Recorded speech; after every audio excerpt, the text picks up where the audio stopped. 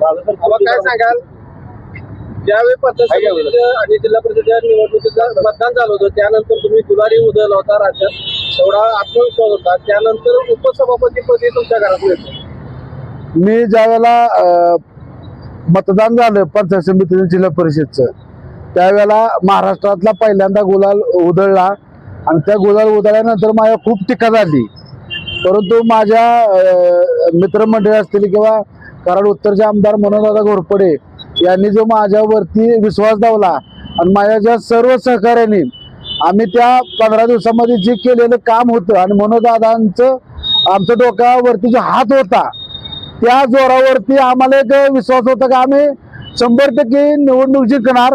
म्हणून मी गुलाल पहिल्यांदा उधळला। मनोजदादांनी आमच्या प्रेमासाठी आम्हाला आमच्या कुटुंबाला